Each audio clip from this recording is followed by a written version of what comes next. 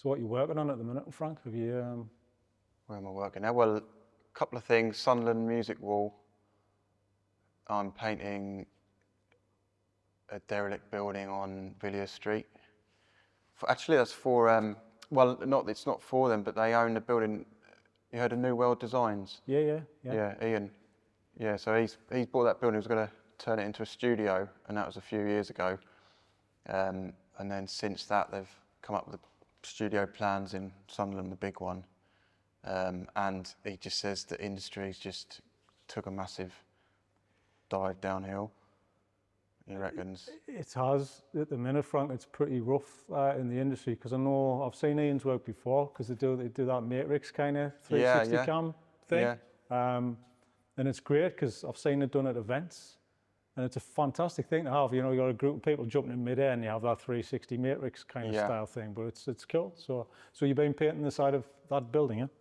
I've started painting it. It's to advertise, so it's through organisation called Town, and We Make Culture, and it's to advertise Sunderland musicians. So to start it off, I'm going to paint references to Sunderland bands and musicians, and I've got about 20 so far that are going on. Some of them I'm hand spraying on, some of them stencil, some of them wheat paste, and that's all going on high up. So it's like 2 or 3 story building. So on the high up stuff, I'll be painting that, and then that will stay as is. But the lower ground stuff is designed for if a band wants to come and put a poster on, you know, album launch or gigs coming up, whatever, they can like wheat paste posters on the bottom of the building. So it's a building that's been derelict for about 20 years or longer, or at least parts of it have been derelict. And yeah, it's an eyesore, and my job is to come and make it look better and give the musicians a space to like advertise their events and things. I mean, I've seen your work around town. I've driven past so many of your murals on buildings, and you're pretty much known in the region. And where were you born? Are you from Sunderland, Frank? I was born in Reading, and I grew up mostly in Tunbridge Wells in Kent till I was about 18. So that's where I grew up. And then around that time I was getting in trouble, graffiti and other things. And so I moved to live with an aunt, and we lived in Surrey and Epsom. And then that was the 3rd time I went to college. So my 3rd attempt at college, I managed to actually complete the course. But I was still getting sucked back into everything down there, so I decided to move like as far away as I could. And Sunderland offered a course that I wanted to do. Oh, so you came up from like college? Is that yeah, from college. When I was 21, so I started uni when I was 21. Yeah. And now I'm just coming up to spending more time in the northeast than the southeast. So I'm just over 20 years. So can I go back to the early days? You were in Reading, and your family, you got siblings. What was your upbringing like? Yeah, I got a brother and a sister, loving parents, just a normal good family life. But for some reason, I don't know, I never felt that I fitted in, not so much with the family, but just with society in general. I just wasn't. Was that always the case though, Frank? Like even as a little kid, I just want to kind of, no pun intended, paint the picture of sort of. I tell you, a little kid. We've got a story when I was a little kid at nursery. Yeah. They were playing Farmers in the Den. You know, it's a game where you've got to dance around, and then someone's a farmer, someone's the farmer's wife, the dog or whatever, and I refused to play. I think so far I've just found out the last year or two that might have like a slight autism element to me personality, you know, which I was never. No one ever mentioned that, but when I've done the quiz online, and they're like, oh yeah, you avoid certain social situations, you do this, you do that, and then I tick those boxes, and so I've only just worked that out that I was using for a lot of my youth as well, and a lot of from the age of like 15, 16 onwards, was using alcohol in social situations to, I think, to cope. I kind of mask that kind of To stuff. mask it, yeah. So kind of, Masking. because I've talked to a few people, and very much it's a similar thing. It's a coping mechanism to kind of help you fit in, because it's almost you get out of your own way by using sort of substances. It's sort of like, you know, getting out your own way kind of thing. What do you think? But how was it as a child though? Kind of, did your parents notice it? Obviously, you've got siblings. Are they different to yourself? Was it? Yeah, no, I mean, my brother, he ended up, he had a mental illness towards the end of his life, and he ended up dying young as well, in his 30s. You know, so he wasn't diagnosed with anything as a kid, and I wasn't. But Well, did you have a similar traits or Frank? at school we're doing well, you know, academically doing well and just getting by. But I always had this rebellion thing, but I had nothing to rebel against. I had like a nice upbringing. There wasn't anything to, and I think it was my escapism, but also, you know, I was just chasing like an adrenaline rush. So with graffiti at the time, I didn't have any money to buy paint, so it was go out and steal paint from your Halfords, your B&Q or whatever, and that was always a big rush. And then going out painting, I'd tell my parents I was at my friend's house, he'd say he's at mine, and then we'd go out all night, paint until we ran out of paint, sleep on a park bench, and then, you know, go home knackered the next day. But I think it's just chasing that kind of buzz, that rush. So when did all of this start? When did your kind of love of art start? Because art, does it help you kind of get into something, like disappear into something creative? I guess it's a flow state you can get into, and that can turn off. So my mind often question things and overthink things. And when I'm in that flow state of just, I've got a wall in front of me, I'm painting, yes, I'm still questioning choice of which colour, how big am I scaling up that image, what am I painting, what am I doing. But when I can get past all that, then I can zone out and really just become one and with the wall and just paint. So when did this all start, and when did you find art, like as a kid? Because I know myself, artistic, I just used to sit and draw on a Sunday all day, and that was me. I'm happy doing that, you know? Yeah. Was that the kind of similar thing? I think it's similar, like my granddad, he was an architect, and I as a kid, I would sometimes go and stay with them, and he'd give me some lined paper, but square lines, graph paper, and I would start a pattern, symmetrical pattern, and draw out this thing with felt tip pens and spend hours on it. So I've always had that urge to draw, and then I went off and did loads of graffiti, and it took me years to actually get even a tag that I was happy with. Literally took years. And then I just started getting better, and then decided, yeah, I want to do a degree in electronic media design, because I thought I was going to make websites and things like that. But I did a module in fine art, and that module was like, you paint something.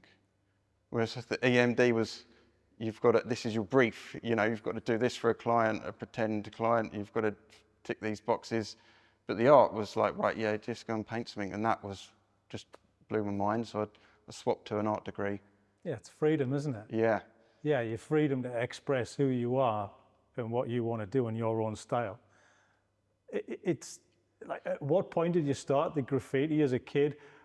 You must have there must have been a moment where you went, I'm going to do this. And if you're stealing paint cans, I mean, what's that first time that you do this, and why are you doing this, you know? I think it's just a group of friends I was in, and we just decided, yeah, we were going to do it. And there wasn't many, there was a few taggers around the town, but we never knew how to find them. It's like kind of pre-internet times, it wasn't that easy. So it was like, we would go out and spot tags and try and work out who did them, and maybe copy them or whatever, and then come up with our own, and then go and paint them, and just starting off really slowly like that. Are these like school days as well, are they? Oh yeah, school, yeah, like 15 years old, 16, yeah. So how do you progress to kind of like doing that? I mean, you must have some stories as well. You must have had a few bumps and scrapes with the law as well. It kind of. Yeah, and that was very upsetting for my parents at the time, you know, being Also, brought you've been home. caught as well. When I was younger, caught a couple of times, trespassing, criminal damage, and for since like graduate. I mean, this is, you know, this kind of thing happened when I was 16, 18, around that age. Since graduating university, I was teaching kids, and you've got to have the CRB, it was called, DBS type thing. And one time I was arrested, went to court once, paid one fine, but on the CRB it had 14 paragraphs, because each paragraph was one tag. So it made the document like 3 pages long. So it looks like. So that when I've got to go to an employer and teach kids, I've got to sit down and explain this to them. I don't think it's on there anymore. It's, you know, the time's gone now. Your parents must have been stressed out, and you're saying that you felt different to everybody else. I mean, friends and stuff. Was it just you and your friends? Did you find a tagging group of mates, artistic mates? Was it that kind of thing? Yeah, it was more tagging.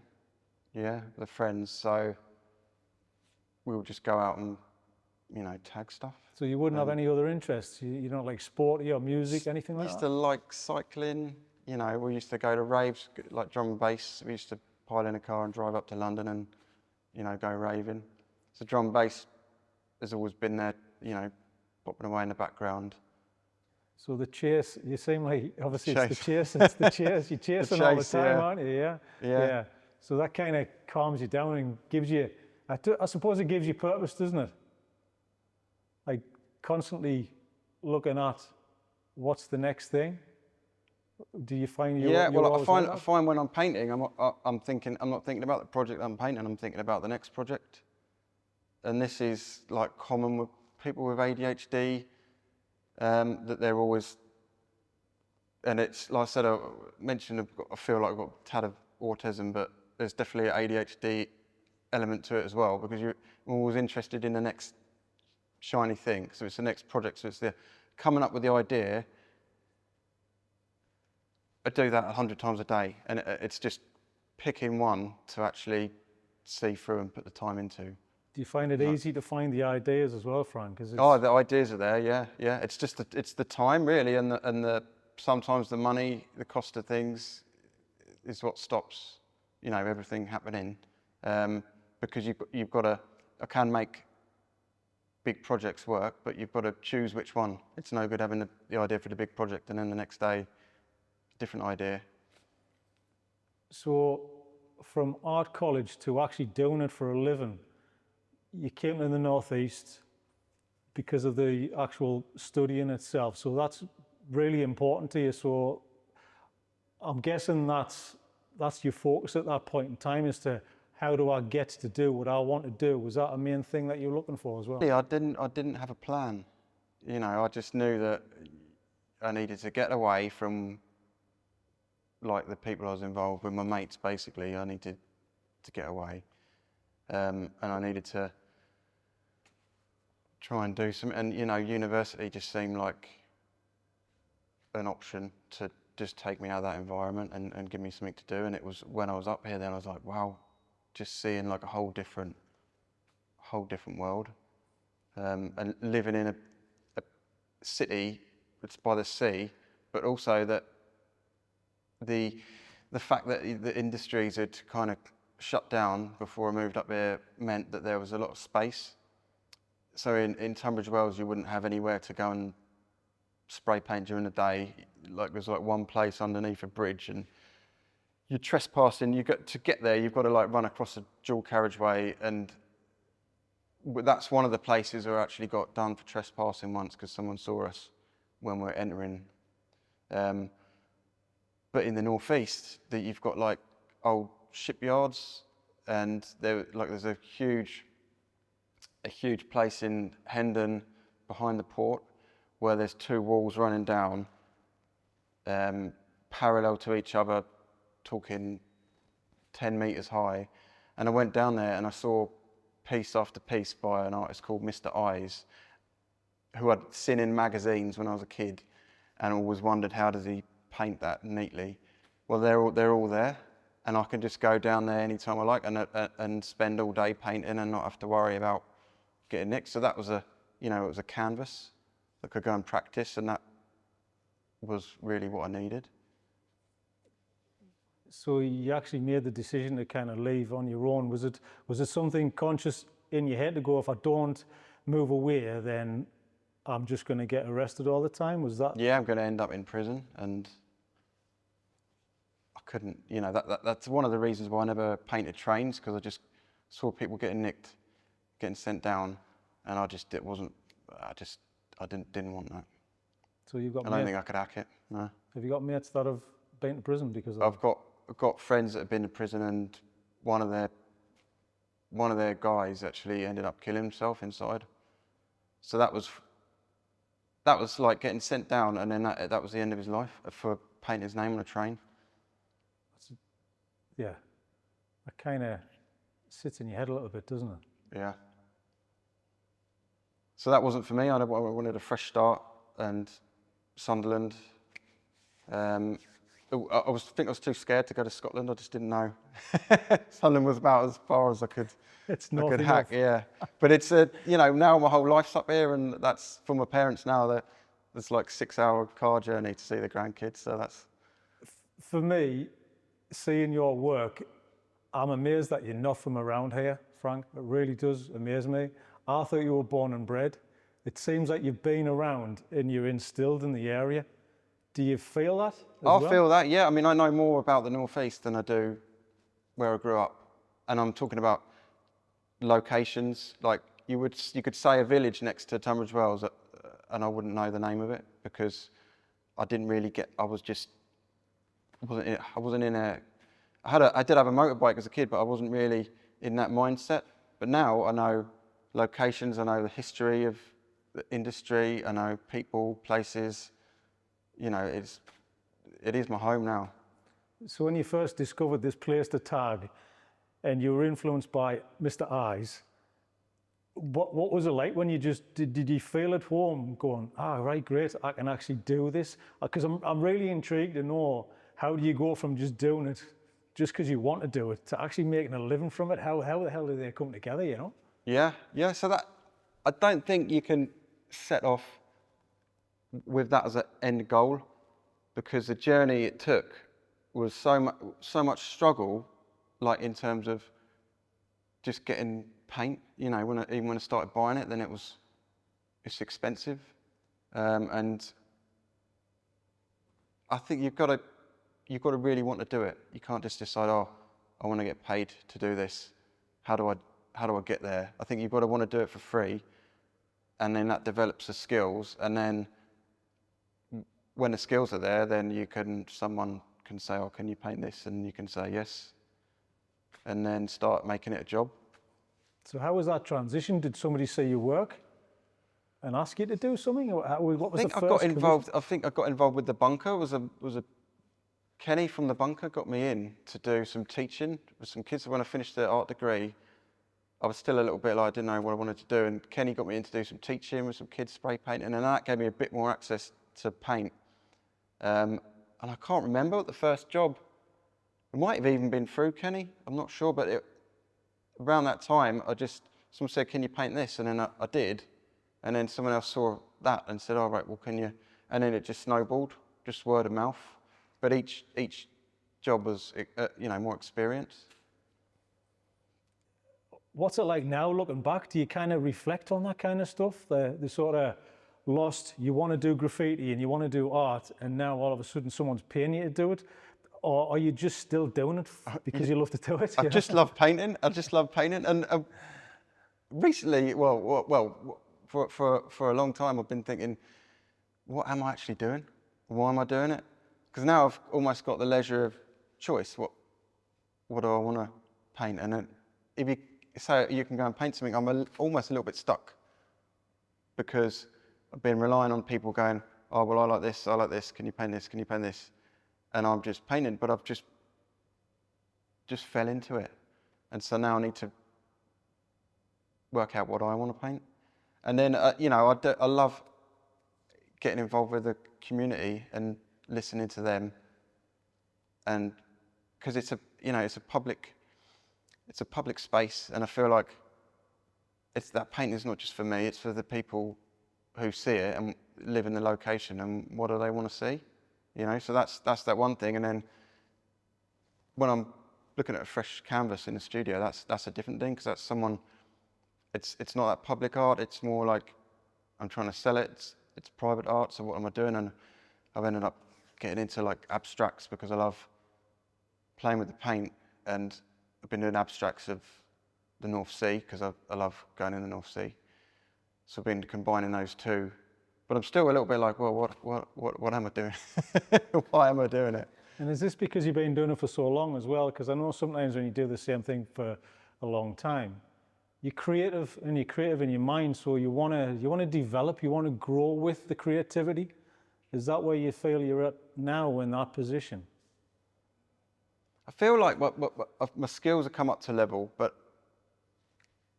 my my art theory maybe hasn't risen as the same as, my ability to paint things. Because it seems like, the community stuff, it gives you a lot back, and it seems like that's more than just putting art on a wall, isn't it? Having people recognize your work. And what's the feedback like from community? And what's it like working? Oh, it's great. The one I've just done in Castletown, the mining one, so it's got the miners banner on, and it's got an underground mining scene, but they didn't want it, like I've done a few, and like grayscale, black and white, and because we're remembering the past, that's why I've done it. And also for me, the black and white is a lot easier, because you've got, say, 6 colours of spray paint from a black through the greys to a white.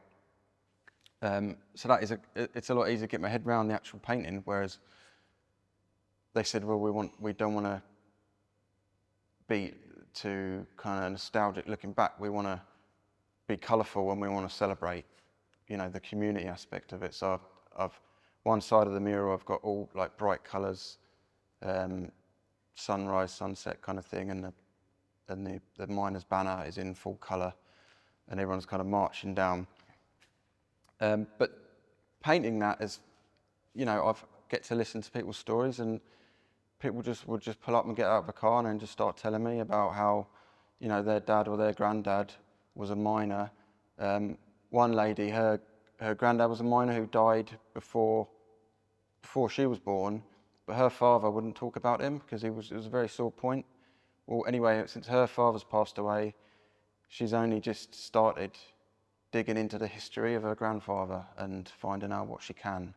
And she had a file, and she's done, showed me the research and trying to, build up a character of this person. And the mural, I think, has allowed the community to come together and tell these stories and like collectively remember, what went. And it's just mind blowing. I think the contrast between how bad it was working down the pit to how upset they were when it all closed. It's just, I can't work it out, because on one way, you didn't want to go down because it was just hellish working conditions in the dark.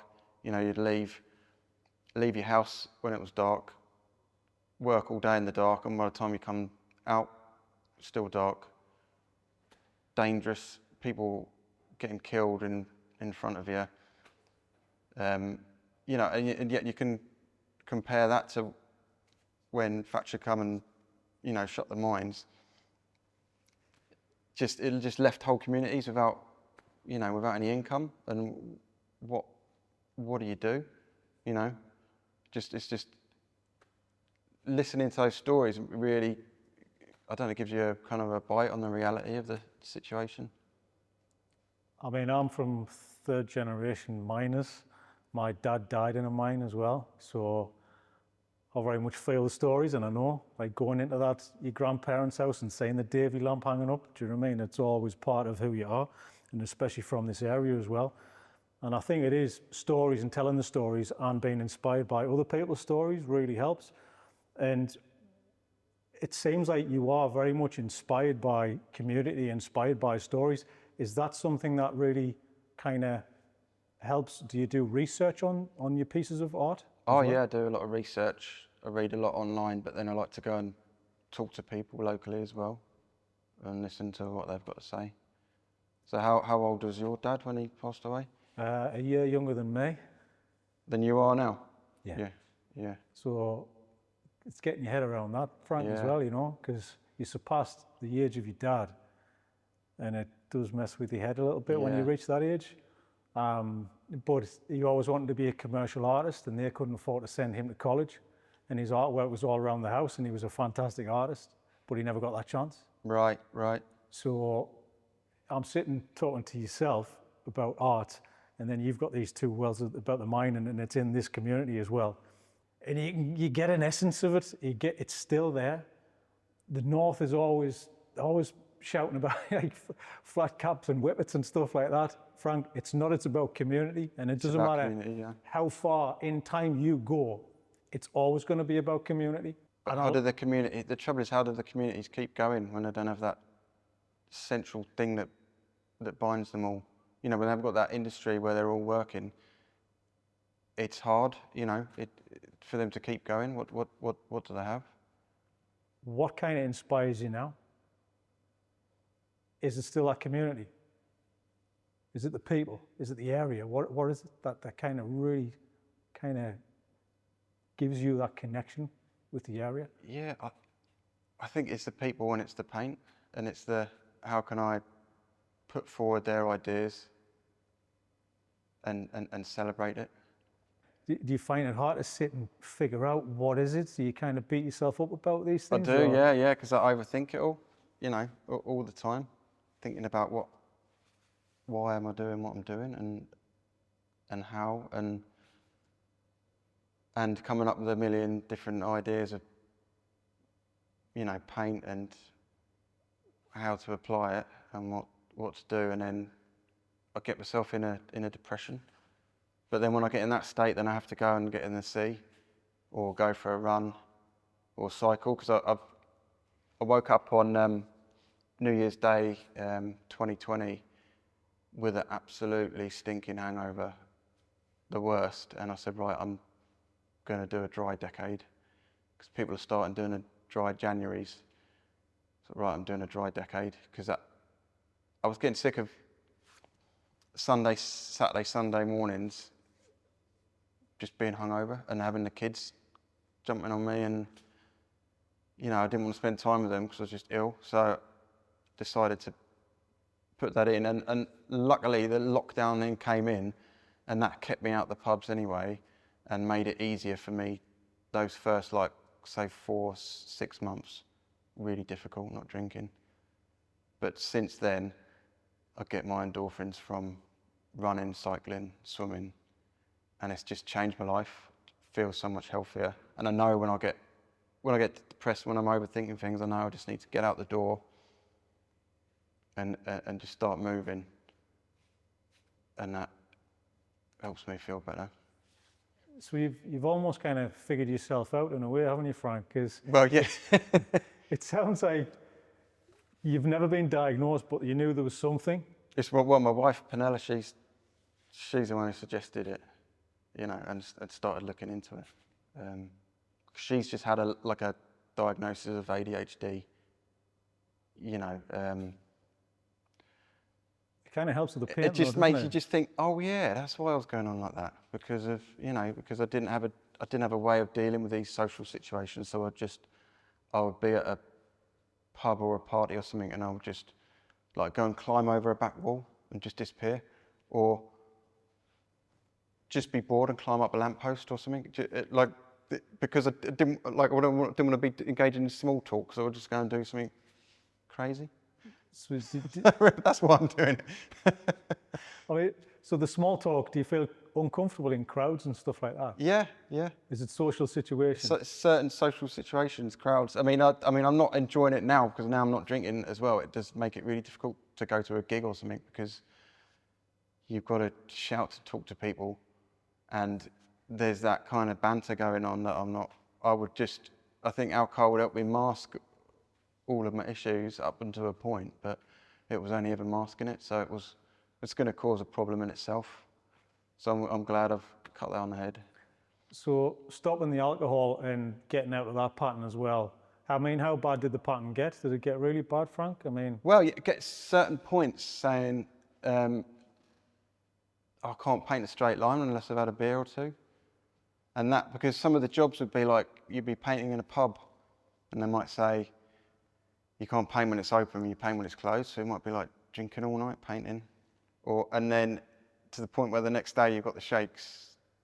Oh, well, I'll have a couple of beers and then I'll be able to paint right. You know, but I'm never like a full-blown alcoholic, you know, obviously, because one day I just stopped, you know, and it was difficult, but it wasn't, you know, I didn't have to go into rehab or anything. I did just manage to stop it. yeah, you're kind of putting your energy into other healthier obsessions in a way, or Yeah.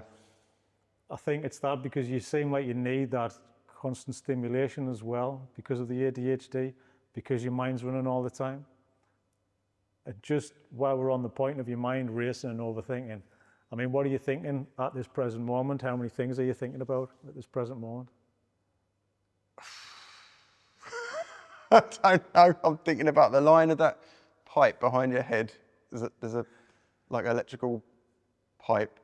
I'm thinking about the cameras, the van. It's all in. But I'm also thinking about the Sunderland music wall that I'm doing, and I'm getting some prints because it could be the first time that I'm gonna like print stuff and wheat paste it on, because it's like I could spray paint the whole lot, but it would take months. You know, there's a lot of faces that are this small, and the one in Castletown, I've done a lot of faces this small and just so difficult to paint. So I'm wondering whether the certain type of paper that we're getting it printed on is going to be able to. It's the first time I've done it, so wheat paste that on as a test, and then I'm gonna paint over it, and yeah, so a million miles an hour. So what do you ever get any calm moments? Is it the sea that kind of creates the calm moments? The sea, yeah. I would recommend anyone who hasn't been in the North Sea, if you're feeling overwhelmed, stressed, go and get in the sea. And it's just the cold, and it's the fact the waves are coming at you. It's just you just revert to like a more primitive state of being, of just keeping yourself alive, and that cancels out. It just resets you. It's just amazing, and you only need to go in for a few minutes, and then sometimes I like to do a little run up the beach and back, and then have a hot drink, and then go home, feel reset. So is that the only time that you can sort of calm the mind? Well, that and when I'm in a proper flow state for painting. But the trouble is with the flow state is there's certain ways you can get into it, but then there's also a lot of things that will pull you back out. So you've got to get rid of distractions. So often put the headphones in, drum bass going, and when I know what I'm painting and I've worked out how I'm going to do it, then I can get into that state where I'm just concentrating on what's in front of me. But my mind is still going. Is it hard to start something, make that first move, and the first moment you touch the canvas or the wall or whatever it is that the hardest part of your art? No, because I think by that time I've already planned. I think the hardest thing for me is well, not so much the planning, is because I like to paint from reference images. So ideally I go and take my own photos. Well, often you can't, because you're talking about things that happened years ago. So you've got to look for the photos, the historical photos, and then I get in my head, well, I want a miner doing this, and it's got to be to this scale, and I want the lighting that's got to fit in. So then you're just scrolling through photos and photos, and it's hard if someone gives you something, they want that photograph painted. Well, I mean, for instance, I'm doing one for Dame Dorothy's school, and I've did a photo shoot yesterday, and it's just on my phone, but I just set up how I wanted it, and I'm looking at the photo, and it's a photo of a girl reading a book, but it's just the problem is now is her hand is kind of like towards the camera, it looks like this. So when I've drawn an outline around the hand, you can't, it looks like, it doesn't look like a hand.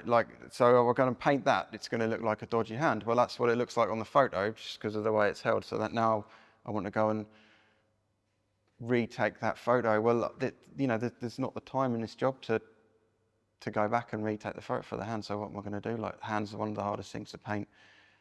I need to maybe, I don't know, I'm going to get my daughter to hold the book, put her hand in there, and then try and Photoshop that to the reference. But once I've got the reference, once I know what I'm painting, then it's fairly straight. I can work it out straightforward for me. I just go and paint it. So your preparation is where the difficult parts lie, and as soon as you put the headphones on and then you're in your floor, that's the easy part, isn't it? That's the easy part, yeah. The painting is the easy part. It's everything that leads up to the painting. So it's why I've been moving more towards, in my work, I've been painting on some like aluminium panels, been doing these abstracts, because that is a proper flow. So that is like, when I'm in the sea, I look, and I don't remember the exact shape of the waves, but I try and remember what causes them to be like that shape, and the feelings and the essence of them, or that, and as well like maybe rules about how they look like. So there's the wave crashes down, and then it lulls, and then the top of the sea forms like a foam, but within that foam there's like facets that are reflecting the light. So I know that I can go and in the studio spray the gradient of those facets, and then I can use a masking fluid applied to create the shape of the foam.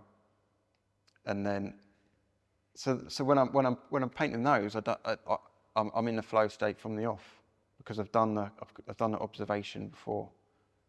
But it doesn't work for, the one I'm doing at school, because they want the kids in, so it's got to look, I've got to paint it to look like the kid, and I don't have that photographic memory to look at the kid and then paint them. I've got to work from the photograph.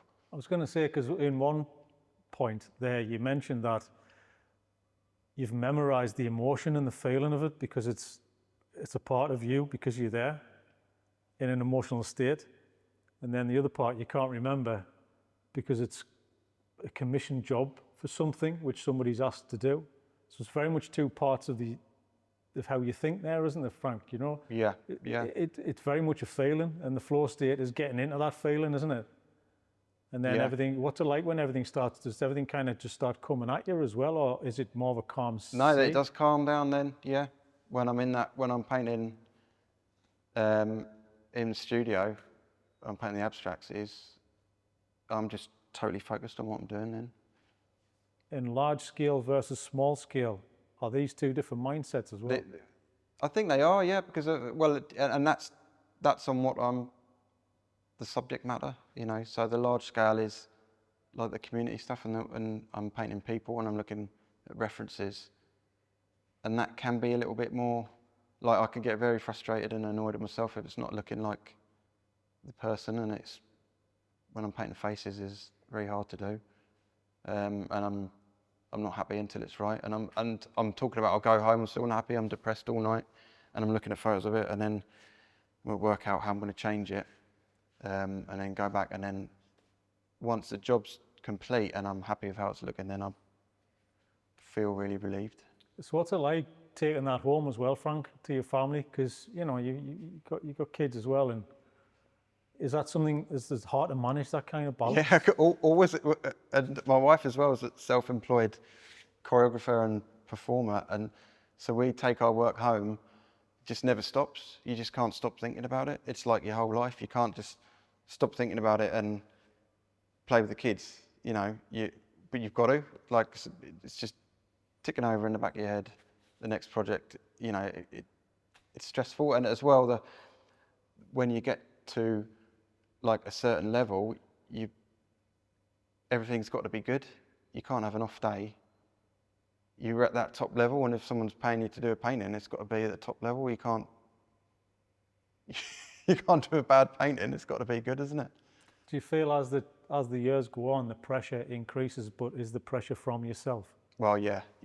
for sure. It's for myself because as well, I'm talking about details in paintings that no one's ever probably going to notice.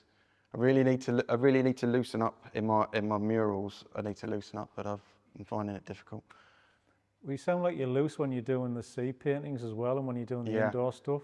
But people don't want that they don't want a gable end of an abstract sea painting. But if anyone does, please get in touch because I'll be more than happy to come and do that for you. That'll be the perfect flow state when you get abstract on the outside. Yeah, yeah. I mean, I've seen you on scaffolding as well, Frank. I mean, what's that like to kind of, the scale of something? I mean, does it get overwhelming at times as well? Not really. I mean, now I'm happy to go and do the big ones. Like I just start methodically. I've got a few methods that I use to scale up the image.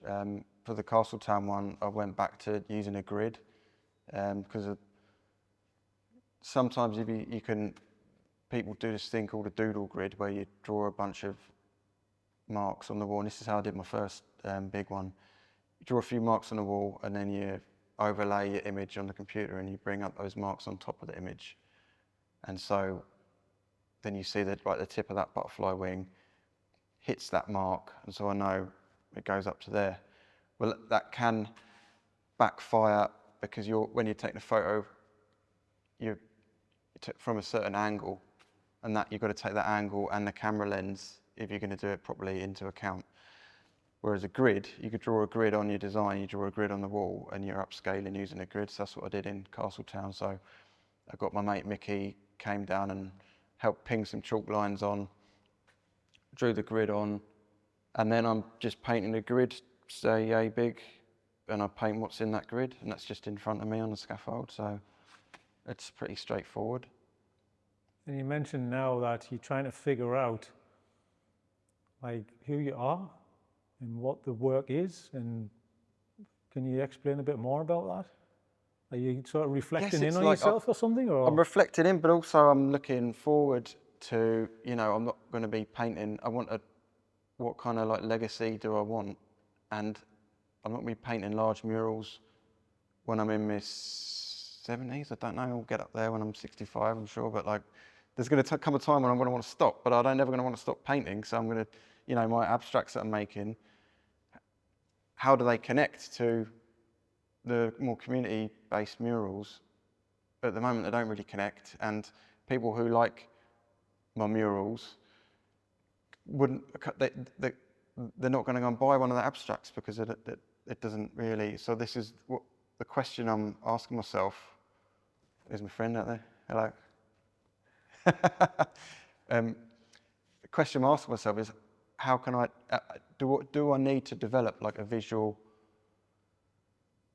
language that people, or a visual brand almost for the paintings, an identity that people can buy into, that I can paint small to paint or make prints that people can buy stuff, so that I can start building up a customer base to actually, sell more paintings and prints, so that, as I get older, I don't want to go out and, it's fun painting in the summer, but come to December and you're at the scaffold and it's 0 degrees and you spend half the amount of time just trying to keep your hands warm than you do, trying to paint. I could be in the studio then, but I'm what do I do? How do I balance these two things going on? Because it almost seems like you're two different styles, or two different personalities, sides of your personality as well. Do you feel the same way? Because as an artist, you want to grow, you want to do something different, because the same thing gets a bit boring, doesn't it? I understand. So is that the reason, or are you really thinking about how do I continue this in the future? Or are you just going with whatever your feeling is to go, oh, I think the abstracts are kind of where I want to be now? Yeah, well, the other problem is I've been painting in a stained glass style for the murals. And in the back of my head, it's stained glass, so I could make a stained glass window or something you hang. I don't have the skills to do that, but I'm sure I could do it if I put the time into it. And then I'll go and paint the stained glass murals. So I've just got stuff like that in the back of my head, you know, but like realistically, how long am I going to have to spend learning how to make stained glass on the equipment and all the glass and the materials and the storage and the studio space for that, and it's just and the time for that whole other thing. To then, I just got stuff like this in my head, like, you know, find it very hard to focus on like that. And then the reason I haven't started doing that is because I'm like, well, it's not gonna pay off for years really, and until I get, you know, do good enough to sell. But then it could potentially be an amazing thing for an organisation to, you know, like buy a stained glass window, but then they get the mural as well. It could be amazing. The murals that you remember, can you just go through a few, just maybe a couple of stories and memories from your favourites, and where are these? I mean, my favourites, I guess my two favourites are actually quite close to each other. The first one is the butterflies in the high street, and that was because that was the first big one I did in 2013, huge scale, and that was up on the top of a cherry picker, and I bashed that one out in a week of like 12-hour days, and that was like really obsessed. And that I just think taking something so small and blowing it up so big, and as you look, you can see it from right down the high street. So that's one of my favourites. And then the second one is more recent one, the swans. It was called Swan's Journey at Swan Lodge, and that wanted something that represents, you know, it's a homeless shelter. Wanted to represent the journey of someone coming in with nowhere to stay to, you know, getting back on their feet and then moving on into, like, you know, living on their own in a flat or a house or whatever. And the journey is a swan at the bottom that's in and I was researching, and I just thought, well, I want a swan in a sleeping bag. So I stuck that into Google, and I found one, and there was a swan that was rescued in New York and found in New York, and they had to take him on a New York subway. Well, they weren't quite in a sleeping bag, they were like wrapped up in a coat, but it looks like a sleeping bag. So swan's in the coat on the, you know, being taken to the vets on the New York subway. That's at the bottom, and then you've got kind of like standing up, starting to stretch out the wings, and then at the top flying off kind of into the sunset. So that was great working in, and I've also done one inside the building as well, which not many people see because you've got to obviously go inside to see it, but that's in the lobby. That's quite a big one, and that's a boat, and they're helping the people out to sea onto the boat.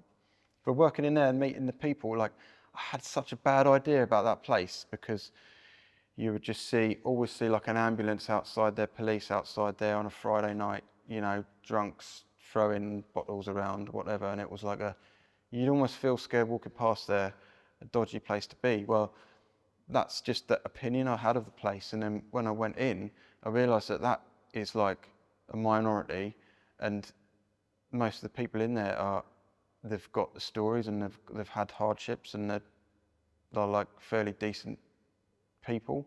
You know, one of the guys in there he was a tradesman working with his father.